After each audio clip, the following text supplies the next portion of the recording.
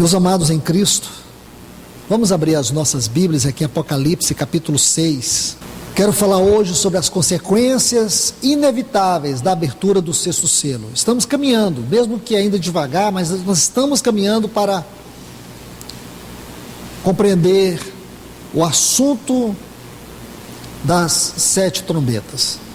Mas vamos ainda, porque precisamos ver este sexto selo com mais propriedade, perceber mais os detalhes que estão explícitos aqui. Apocalipse capítulo 6, a partir do versículo 12. Olhei quando abriu o sexto selo, e houve grande terremoto, que nós já estudamos sobre este grande terremoto. Agora as consequências desse grande terremoto.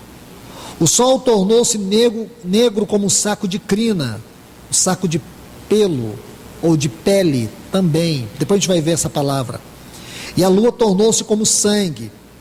As estrelas do céu caíram sobre a terra, como a figueira deixa seus figos caírem quando é sacudida por um vento forte. O céu desapareceu como um pergaminho que se enrola, e todo o monte e toda a ilha foram removidos do seu lugar.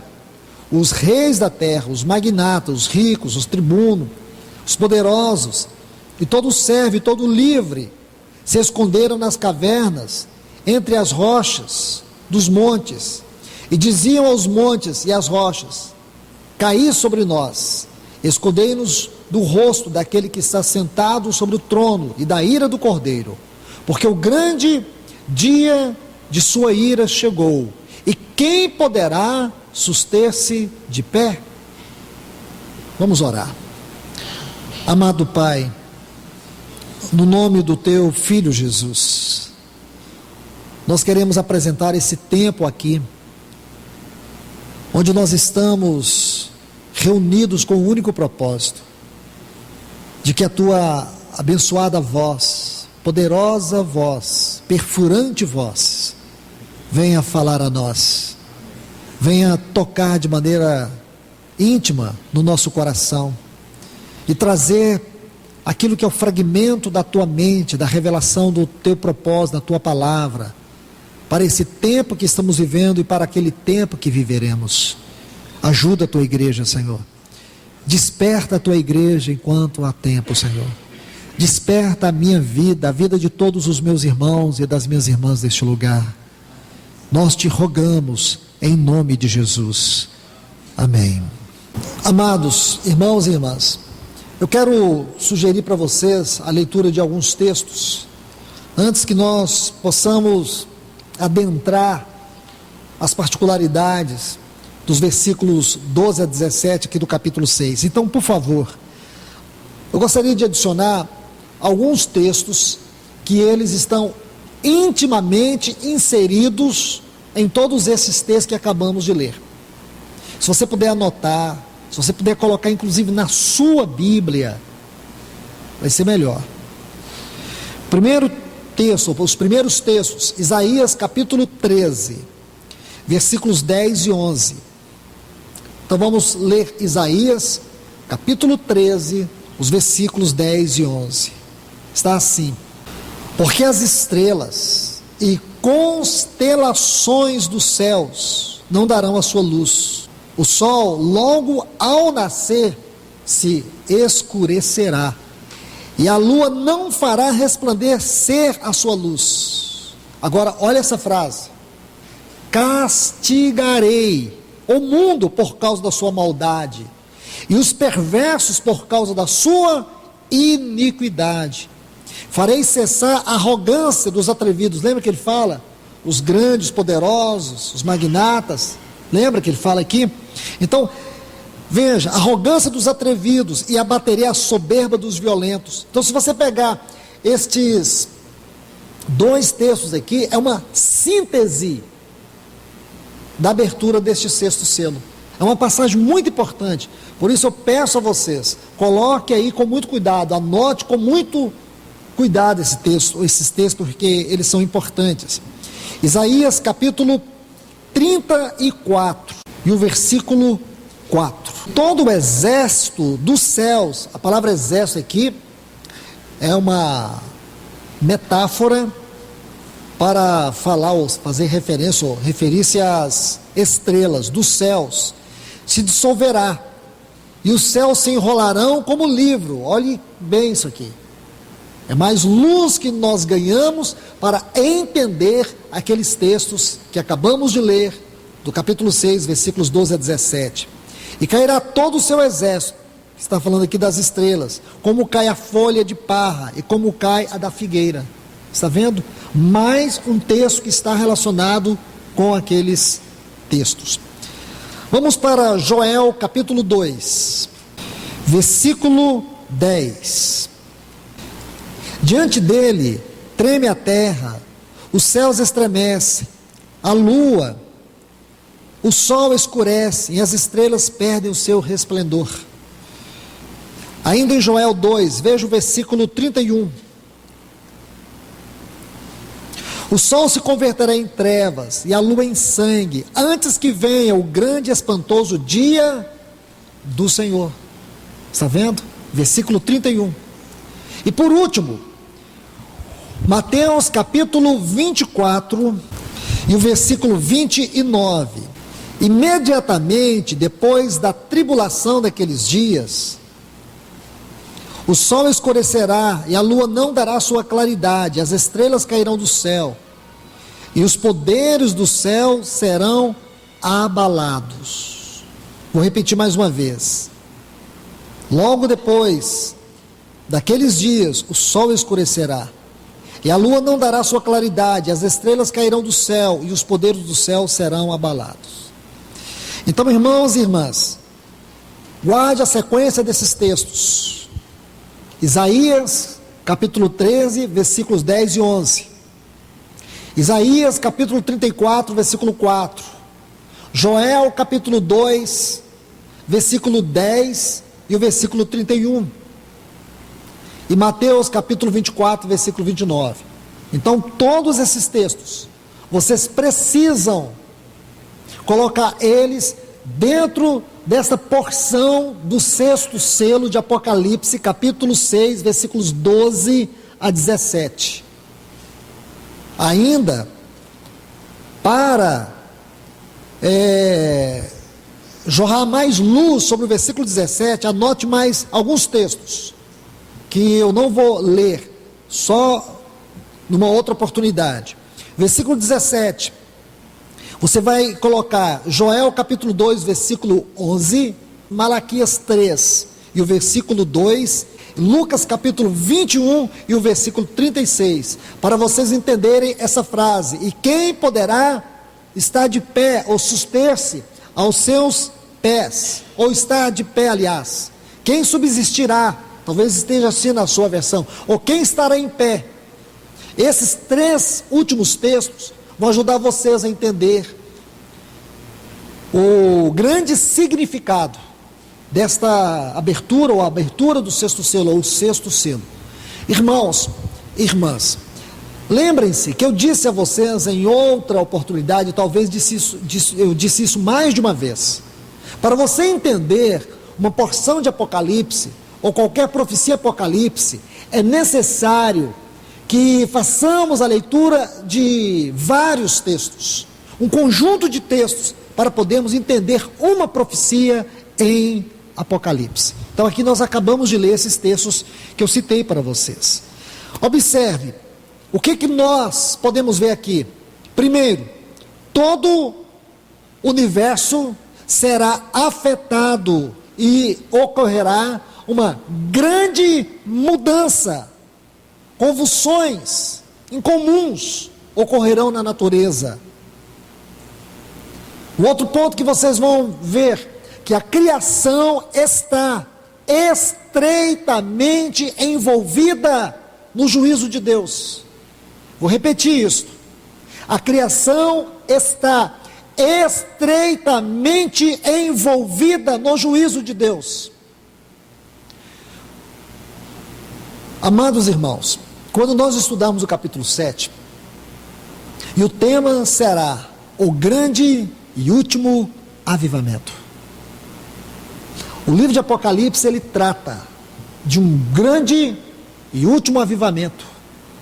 Como que a igreja está sendo preparada para enfrentar esses dias e como ela vai enfrentar. Como ela será restaurada de maneira gloriosa, em uma plenitude que nós, em nossa geração, e muitas gerações, ou por que não dizer, gerações passadas, não experimentaram, com exceção dos irmãos que viveram o primeiro século da era cristã. Então, queridos, irmãos e irmãs, preste atenção nisso. Agora, aqui, você vai perceber que a criação, ela está de forma íntima, de forma estreita, relacionada ou envolvida com o juízo de Deus. A Bíblia fala isto em Romanos capítulo 8, o versículo 18 até o versículo 26, vai nos mostrar com muita propriedade, com riquezas de detalhes, como a criação, ela um dia será restaurada. E por que ela está gemendo? E Deus usará a própria criação, porque nós vamos entender hoje a relação da terra e dos céus.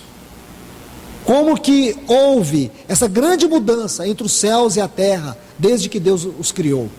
Não era assim no princípio. Então vamos perceber com muito cuidado.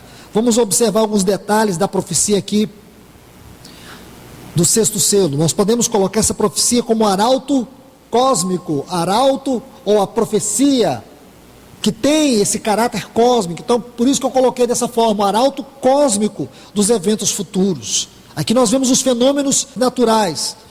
Primeiro, o sol se tornou negro como um saco de crina. Foi isso que João viu. A primeira coisa que nós queremos destacar é essa profecia. O sol, segundo João, se tornou negro como saco de crina. Essa palavra aqui é linho ou pele.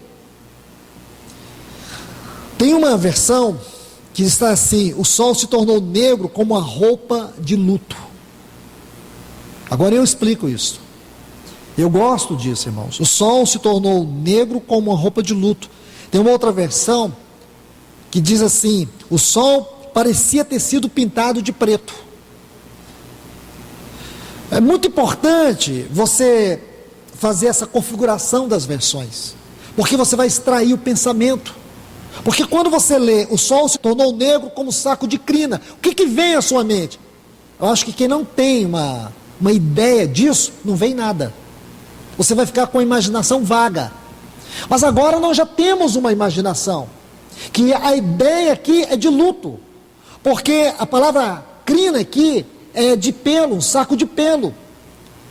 Naquela época do Antigo Testamento, e também no Novo Testamento, sabe o que acontecia, irmãos? Quando as pessoas estavam em luto, quando as pessoas estavam em angústia profunda, em desespero profundo, sabe o que elas faziam?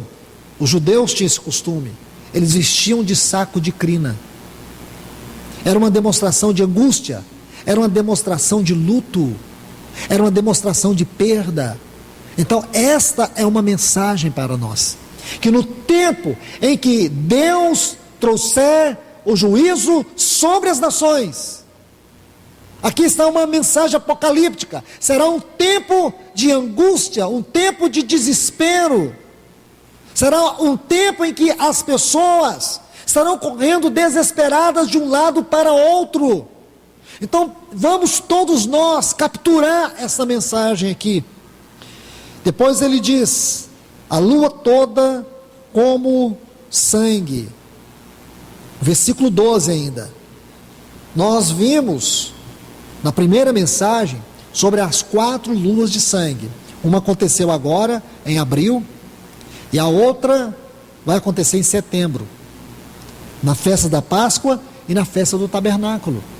Eu creio que são mensagens, mesmo tendo esses elementos cósmicos, mas são mensagens para nós. Nós temos que estar atentos, irmãos. Eu não estou dizendo que o arrebatamento, que a vinda do Senhor porque a grande tribulação nem começou. Então eu não vejo aqui muita propriedade para afirmar que o Senhor Jesus vai vir em setembro. E creio que este não é o grande sinal evidente aqui, mas nós já temos alguns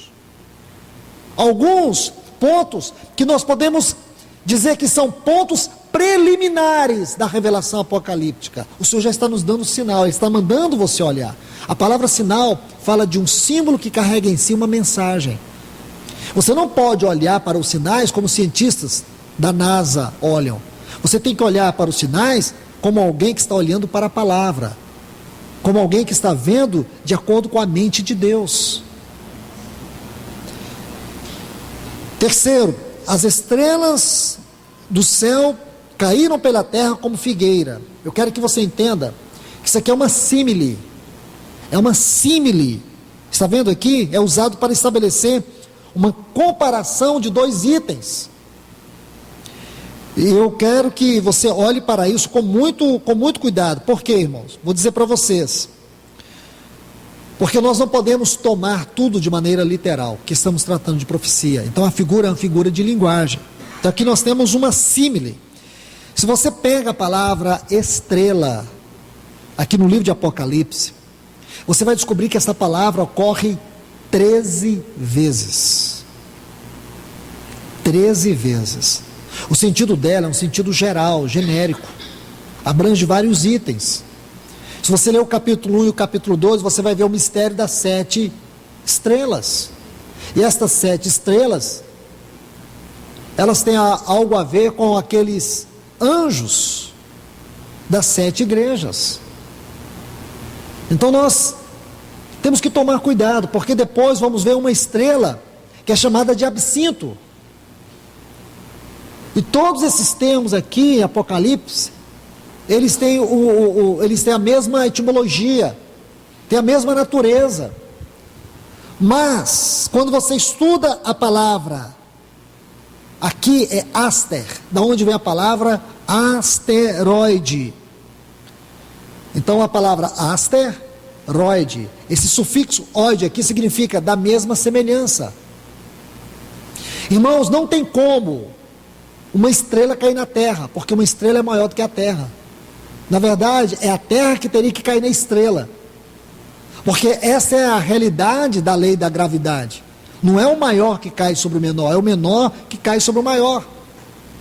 Então, não entenda isso como estrela, mas sim, a palavra aqui é asteroide.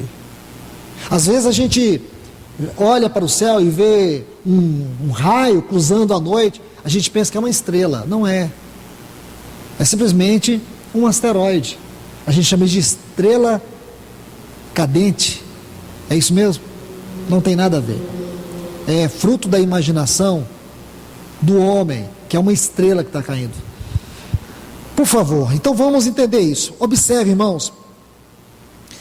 Aqui nós podemos ter asteroide ou então meteoros, mas vamos construindo o quadro aos poucos. Aí ele diz assim: e o céu recolheu-se como um pergaminho quando se enrola. É aqui que nós queremos nos deter. Esse é um ponto importante. Vimos, mesmo que de maneira panorâmica, esses pontos que eu citei até agora. Agora, por favor, vamos para esse quarto. Diz: o céu recolheu-se como um pergaminho quando se enrola. Na visão de João, este céu atmosférico, ele é enrolado como um rolo que foi escrito, um rolo de pergaminho.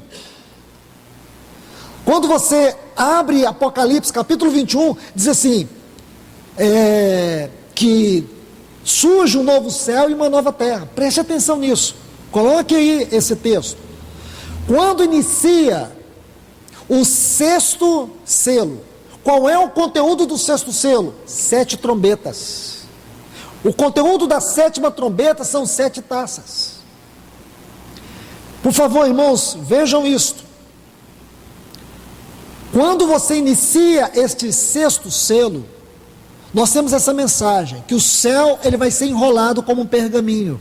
Porque antigamente os pergaminhos, eles serviam para se escrever contos, histórias, livros eram constituídos de vários pergaminhos, como os livros do Novo Testamento foram. Essa palavra pergaminho, ela é uma chave para nós, porque quando você abre Apocalipse capítulo 21, aí começa a eternidade, aí fala de um novo céu e de uma nova terra. Quando você junta essas duas passagens, você pode fazer uma conexão entre elas. Quer dizer, o primeiro céu, ele foi enrolado como um pergaminho, agora começa uma nova história, a história da eternidade entre Cristo e a sua igreja. Isso é muito interessante. Primeiro porque acontece aqui no sexto selo. E esse selo é muito importante para nós. E segundo porque a outra passagem, ela está colocada no ponto, podemos colocar assim, no ponto de conclusão da sétima trombeta. Porque tudo que está do capítulo 10 de Apocalipse até o capítulo 22 compreende todo o conteúdo da sétima trombeta. Veja tudo com muito cuidado. Veja tudo olhando sempre da Bíblia para a Bíblia. E a partir daí que você pode ver alguma coisa fora, se tiver que produzir, gerar luz, para que você enxergue mais a palavra. Não é da palavra para enxergar para fora e dali você ficar vagando nas especulações. É levar você de volta para a palavra. Porque, irmãos, vamos ler alguns textos, uma nova sequência de textos, sobre este céu que foi enrolado como um pergaminho e o novo céu. Vamos começar com Isaías capítulo 51. E em tua boca, Isaías 51, 16, e em tua boca ponho minhas palavras, e com a sombra de minha mão eu te cubro para plantar os céus. Aqui está estender um novo céus, ou fundar a terra. Essa palavra aqui, plantar, ela dá a ideia de estender o novo céu, e para fundar uma nova terra, para dizer a Sião, tu és meu povo. A palavra Sião, ela tem uma conotação muito especial no livro de Apocalipse, lá no capítulo 14, quando estivermos estudando sobre o avivamento final, a gente vai estudar sobre Sião, o que tipologicamente, profeticamente, significa Sião, ok? Isaías 65 e o versículo 17, porque eis que eu criarei novos céus e uma nova terra, e do primeiro não haverá memória, nem virá mais o pensamento. Vamos agora para Isaías 65, 17, agora 66, 22. Porque como os novos céus e a nova terra que eu faço permanecerão diante de mim, diz o Senhor, assim permanecerão a vossa descendência. E por último, 2 Pedro, capítulo 3, versículo 13, nós esperamos, segundo sua promessa, novos céus e nova terra, nos quais habite a justiça. Amém.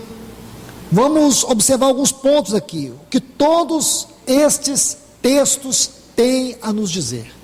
O que nós podemos capturar aqui? Primeiro, aqui nós vamos ver que o primeiro céu e a terra, lembra? Gênesis capítulo 1, no princípio criou Deus os céus e a terra. Observe isso, irmãos, é muito importante. Quando você olha para esse texto de Gênesis 1, qual é a conclusão que você chega?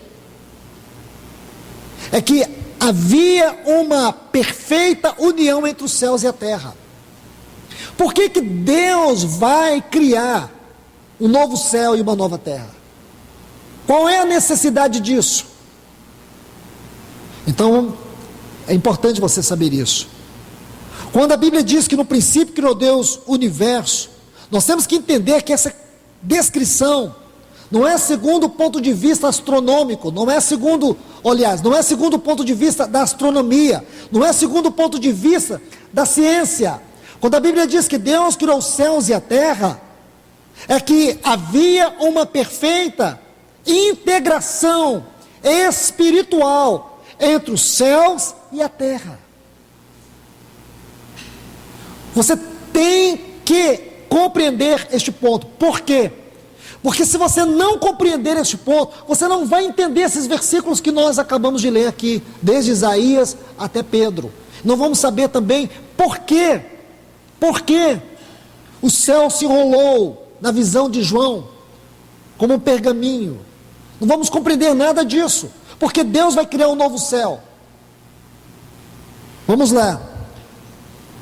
Mateus capítulo 6 e o versículo 10. Coloca esse texto aí. Ele é muito importante, porque nesse texto está assim: seja feita a tua vontade, assim na terra como nos céus.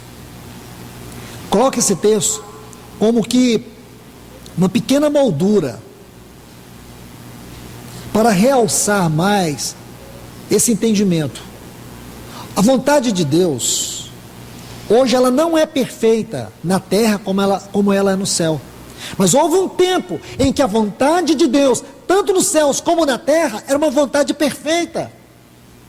Quando Deus criou os céus e a terra, havia uma íntima harmonia. A vontade de Deus, ela estava na terra. Deus criou o homem segundo a sua imagem e semelhança. De Gênesis capítulo 1 até o capítulo 3, o que nós temos? Nós temos um jardim. Aonde estava o jardim de Deus? Não era o jardim de Adão. O Éden não era o jardim de Adão. O Éden era o jardim de Deus. Porque quando Deus criou aquele jardim, quando Deus criou aquele homem, Ele criou um homem para a sua expressão, Ele criou um homem para o seu governo. A Bíblia diz que na viração do dia, Deus se encontrava com aquele homem. Como isso foi possível? Como isso era possível? Porque os céus e a terra estavam intimamente ligados. Veja isto. Havia uma interação entre a vontade de Deus. Havia uma íntima integração entre Deus e o homem. Havia uma perfeita harmonia entre os céus e a terra. Mas depois de Gênesis 3, não. A Bíblia diz que quando Deus criou o homem, ele entrou para o seu descanso. Porque agora ele tinha um jardim na terra.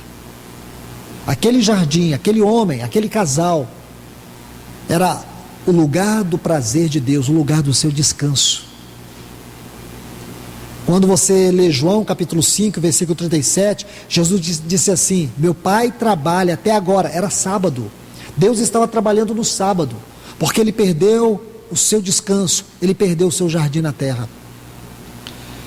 Então Mateus 6,10 diz: faça a tua vontade, assim na terra como no céu. Você vê que fisicamente nós temos os céus e a terra. Mas qual é o desejo do coração de Deus nesta oração? Seja feita a tua vontade, assim na terra como no céu. Do ponto de vista divino, a terra é muito importante, porque é por meio daqueles que Ele em Cristo salvou nessa terra. Então podemos dizer que por meio da terra, a vontade de Deus pode ser conhecida através daqueles que Ele salvou em Cristo. Então, irmãos, não existe um outro lugar no universo como a terra. Você sabe que o nosso planeta, dentro da nossa galáxia, a nossa galáxia aspiral, é um pontozinho muito pequeno, se você olhar de uma forma astronômica. As dimensões são muito pequenas, se você puder olhar isso. E você sabe que existem milhões e milhões de galáxias maiores do que a nossa, com estrelas maiores do que o nosso Sol. Você sabe disso. Mas o único lugar que Deus escolheu para manifestar sua vontade foi na terra. E ela está numa posição no universo, numa posição tão incrível, numa posição tão perfeita, que ela está num lugar ou numa posição aonde a vida tem todas as condições de funcionar de maneira precisa. Se você pegar, deixa-me falar isso, os jovens vão me entender mais, mas os irmãos também vão. Não estou dizendo que os irmãos são menos inteligentes, nada disso. Só acho que a cabeça de vocês hoje não está voltada para essas coisas. Mas os jovens vão entender mais. Eu acho que a gente ouviu isso quando fazia física lá atrás. A gente estudou física, quando estudávamos química, a gente ouvia muito falar dessas coisas, mas agora é só eles. Existem 50 constantes no universo, 50. E elas existem, se você estudar cada uma delas, você vai ficar impressionado. Como de maneira física, ou como de acordo com a física, com a química, com a biologia, a vida, ela tem todas as condições de existir somente na Terra. Eles estão gastando bilhões para entender vida em outros planetas. E não vão encontrar, porque o único lugar que a vida pode funcionar perfeitamente é a Terra, irmãos. Deus colocou a Terra numa posição tão perfeita no universo, que se você duvida, se alguém que em algum momento já teve dúvida, porque eu falo para vocês, eu já conheci cristão que tinha dúvida se o homem tinha vindo ou não do macaco. Pessoas já me confessaram que é uma luta interior. Sinceramente falo isso para vocês. Se alguém tem uma dúvida, eu quero falar para você, pensar o contrário, você tem que ter muita fé. Pensar que a vida existe como fruto do nada, como fruto do vazio, como fruto do acaso, você precisa ter muita fé. Então escute isso. A terra, ela funcionava como reflexo do sol, como espelho do sol. A vontade de Deus, ela tinha um reflexo na terra. Mas agora o Senhor Jesus ora e diz: seja feita a tua vontade, assim na terra como no céu. Porque agora, irmãos, a terra não reflete mais os céus. Deixe-me mostrar isso para vocês. Olhe bem aqui, quando você estuda Gênesis 1, segundo a vontade de Deus, você vai ver que o sentido do céu aqui é muito mais do que aquilo que os cientistas ensinam. Para Deus, e diante da visão de Deus, havia uma perfeita unidade. Eu quero que você observe isso. Olhe comigo o Salmo de número 8, por favor. Havia uma perfeita unidade entre os céus e a terra. Agora, olha esse Salmo 8. Quero dizer para vocês, este Salmo, ele foi inspirado por Deus, como todos os outros, mas esse de maneira particular, para nos fazer entender melhor Gênesis capítulo 1. Salmo de número 8. O versículo 1 diz assim: ó Senhor, Senhor nosso, quão magnífico em toda a terra é o teu nome, pois expuseste nos céus a tua majestade. Quero que você preste bem atenção aqui em duas frases. Quão magnífico em toda a terra é o teu nome, expuseste nos céus a tua majestade. Na primeira frase tem a palavra magnífico, e na segunda frase tem a palavra majestade. Essas duas palavras, nessas duas frases, elas são sinônimas no original hebraico. Então este salmo, ele descreve para nós os dias mais felizes da terra, porque Deus é magnífico em toda a terra, por causa do seu grande nome. Isto é, o nome dele é magnífico, o nome dele é a majestade da terra. Ele diz assim: quão magnífico em toda a terra é o teu nome, expuseste nos céus a tua majestade. E você vê, irmãos, que tanto no céu como na terra, nós temos a majestade de Deus. A majestade de Deus é a majestade do nome de Deus. É uma descrição dos céus e da terra. Olhe para isto. Há uma versão alternativa desse texto que está assim: ó Senhor, nosso Senhor, a majestade e a glória do teu nome enchem completamente a terra e os céus. Imagine, o nome de Deus enche a terra e os céus. É como se estivesse dizendo assim: o teu nome liga os céus e a terra. Maravilha isso, irmãos. Então, por favor, observe bem, no princípio havia os céus e havia a terra, mas não da maneira como nós vemos hoje, por mais que geograficamente, eles estavam na mesma disposição e no mesmo lugar que eles estão hoje, mas espiritualmente havia uma íntima proximidade, havia uma íntima relação entre Deus e o homem, entre os céus e a terra, mas agora não há mais. Observe, sabemos que muito bem que a vontade de Deus no céu é perfeita, mas ela não é na terra. Mas por quê? Duas coisas aconteceram. Primeiro, a rebelião de Lúcifer, quando uma terça parte dos anjos caíram. E segundo, a queda do homem. Então a rebelião de Lúcifer, que está em Isaías capítulo 14, Ezequiel capítulo 28, e a queda do homem em Gênesis 3, fizeram com que os céus e a terra se distanciassem. Por isso que nós agora temos que entender o que Paulo diz em Romanos capítulo 8, a partir do versículo 18 até o 26. Este ponto, esta porção de Romanos é muito, mas muito significativa dentro deste contexto, porque você encontra ali o nosso gemido, encontramos o gemido da natureza e encontramos o gemido do Espírito. O nosso gemido é que nós viemos ser revestidos do nosso corpo incorruptível. O gemido da natureza é que ela seja liberta do cativeiro da corrupção que ela foi envolvida, ou as consequências que ela sofreu por causa da queda do homem. Porque, irmãos, entendam assim, por favor, Gênesis capítulo 1, versículo 1, no princípio criou Deus os céus e a terra, ponto. Do versículo 1 para o versículo 2 de Gênesis 1, passaram muitos anos, que nós não sabemos avaliar ou calcular, mas foram muitos anos.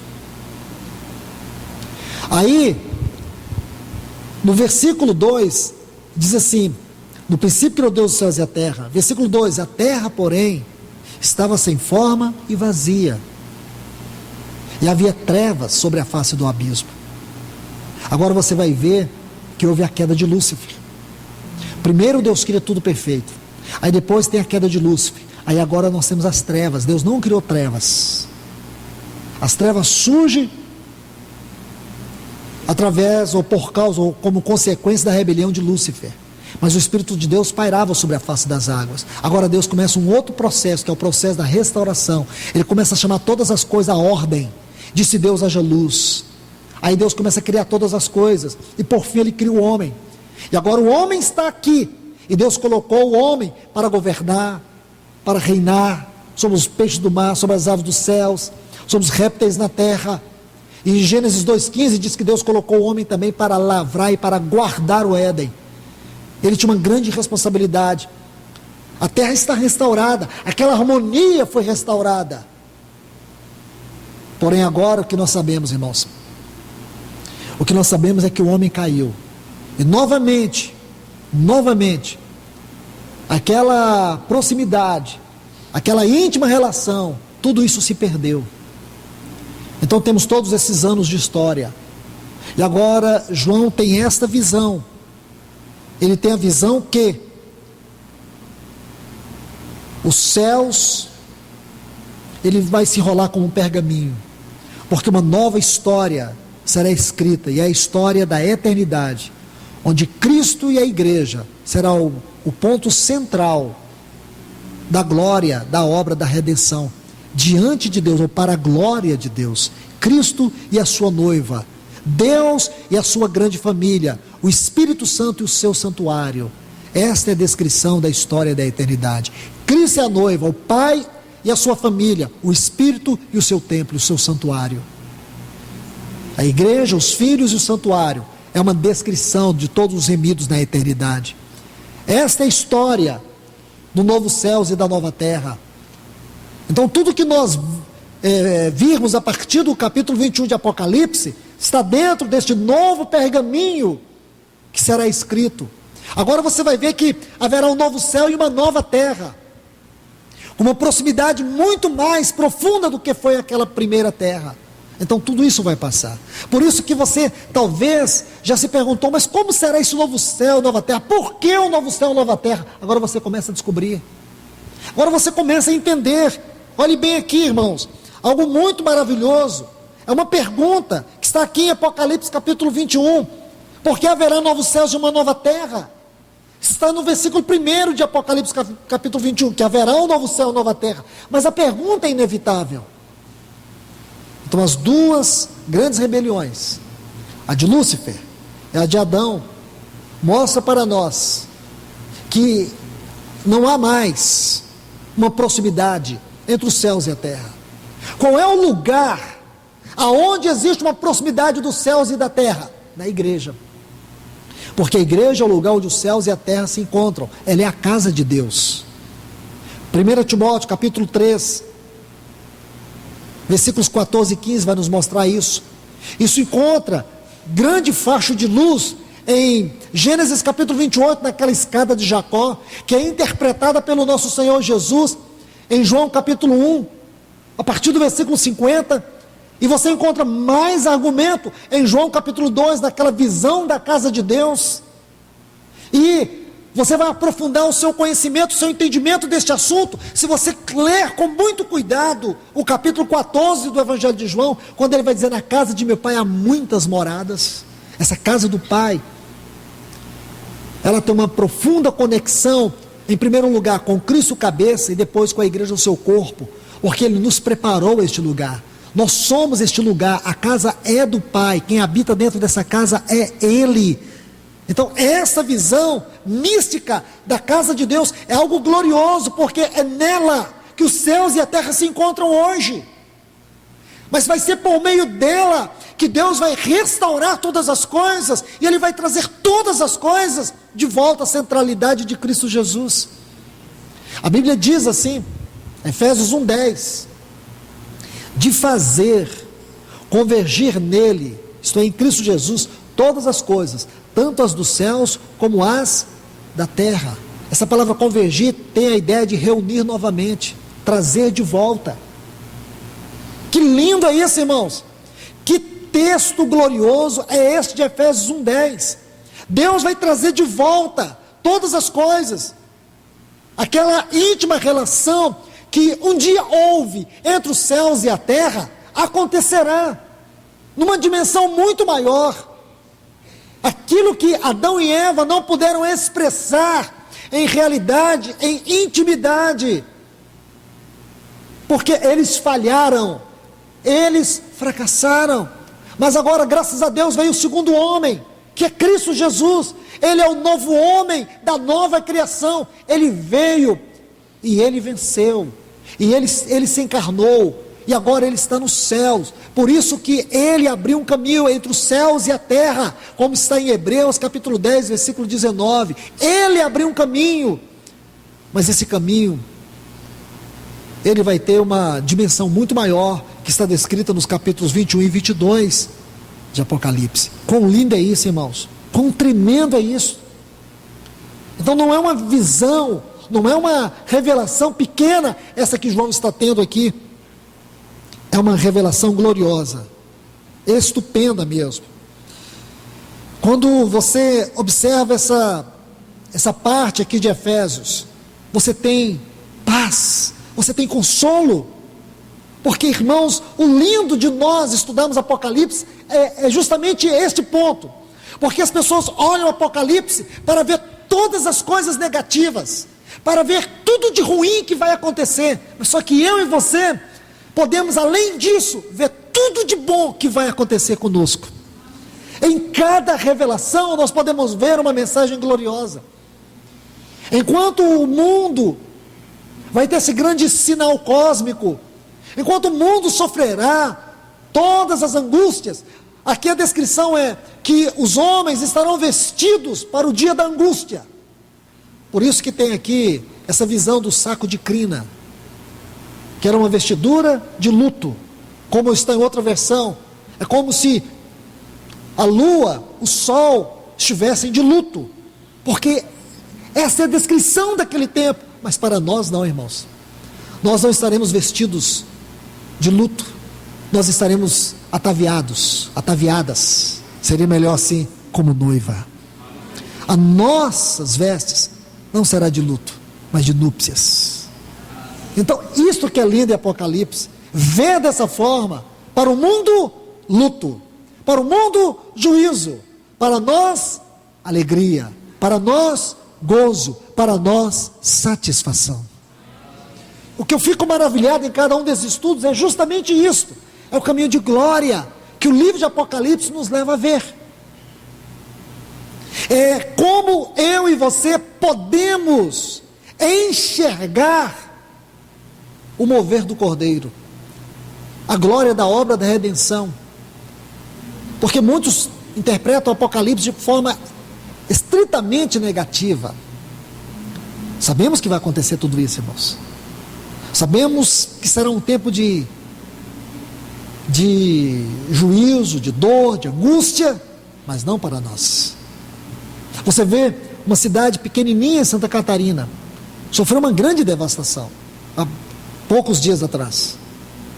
Então eu fiquei meditando, uma pequena cidade, ouvindo o relato de algumas pessoas através dos jornais, o desespero delas, que foi de alguns minutos, por causa do que aconteceu, mas que teve consequências, que vai demorar aí mais de ano, talvez para alguns a vida toda. Mas irmãos, nós estamos falando de algo muito maior, algo com consequências devastadoras, tragédias em escalas crescentes ocorrerão, mas eu e você temos que estar seguros, certos de que em Cristo nós estamos guardados e que nós estamos sendo preparados para viver esse momento com grande alegria, com grande gozo no nosso coração. Quando a Bíblia fala disso, fala de uma maneira tão gloriosa em muitos lugares, você vai ver o que a Bíblia fala. Então um dos próximos assuntos vai ser sobre isso, sobre o grande avivamento que vai acontecer, que o Senhor está reservando esse último avivamento. Esse último avivamento, ele vai ter uma característica diferente de todos os avivamentos. E mais ainda, o grande aspecto singular deste último avivamento é porque nele a igreja será fortalecida para viver um tempo terrível, muito mais difícil do que foram aqueles primeiros, o primeiro século vivido pelos cristãos, quando eles passaram mais de 100 anos sendo perseguidos pelo Império Romano. Se você estudar, você vai ver que de Nero a Diocleciano, 10 imperadores perseguiram a igreja, causaram horrores na igreja, para destruí-la, para riscá-la do mapa, mas a igreja permaneceu firme, a igreja cresceu, a igreja multiplicou, e o próximo imperador, que foi Constantino, ele sabia que só poderia ser um vencedor se fosse pela cruz. O lema dele era: por essa cruz vencerei. Embora ele não foi um cristão genuíno, Teodósio, que reinou depois de Constantino, ele sim era um cristão autêntico. Mas irmãos e irmãs, saibam isto: aqueles cristãos foram preparados e fortalecidos para viver aquelas perseguições. Eles foram equipados, eles foram trabalhados, eles foram cheios do Espírito Santo para viver aquela época. Nós viveremos um dos momentos mais esperados da história do povo de Deus na terra. Escute, vou falar isso novamente. Nós fomos destinados e chamados para viver o momento mais singular, o momento mais importante, o momento mais esperado da história do povo de Deus, que será o tempo da volta do nosso Senhor Jesus Cristo, onde todas as profecias se cumprirão, E vai ter um povo aqui que estará apressando a volta dele. Um povo que estará cooperando com Deus para que ele volte. Este povo vai experimentar um grande avivamento. Um avivamento interior, um avivamento de vida, um avivamento de grandes milagres, que eles experimentarão e presenciarão. Milagres em que sentido? De haver trevas nessa terra, mas não para eles. Todas as águas afetadas, mas não na casa deles. Meteoros e asteroides caindo sobre a terra, não na casa deles. Porque, irmãos, os céus e a terra estarão intimamente ligados em nossas casas, em nossas vidas. Será um tempo de grande cuidado, grande mutualidade. Será o tempo que nós viveremos a glória da comunhão que o Pai e o Filho sempre viveram por toda a eternidade. Tudo que nós temos lido de glórias na palavra de Deus, no tocante à vida prática da igreja, viveremos em plenitude nesses dias da terra. Aqueles dias, irmãos, serão para nós os dias mais felizes da terra. Veja isso, irmãos.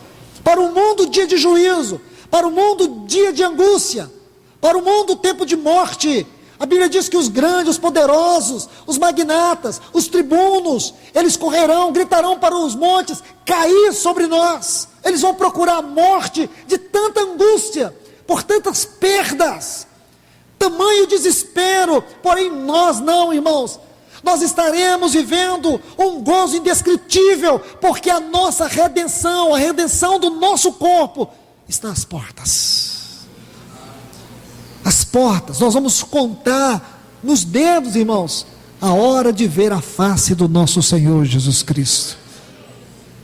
Não vamos precisar de culto, não vamos precisar de local de reunião, não vamos precisar de nada, mas de nada, irmãos.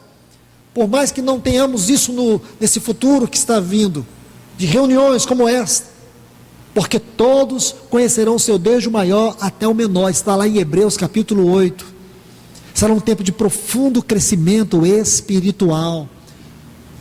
Se fecharem as portas, se nós tivermos que voltar para as nossas casas, porque este mundo vai entrar numa degradação tão grande, num descontrole tão grande, que talvez nós não teremos condições de sair para comprar, nem sair para visitar uns aos outros. Estaremos dentro das nossas casas, e talvez muitos irmãos conosco, mas estaremos cuidando uns dos outros.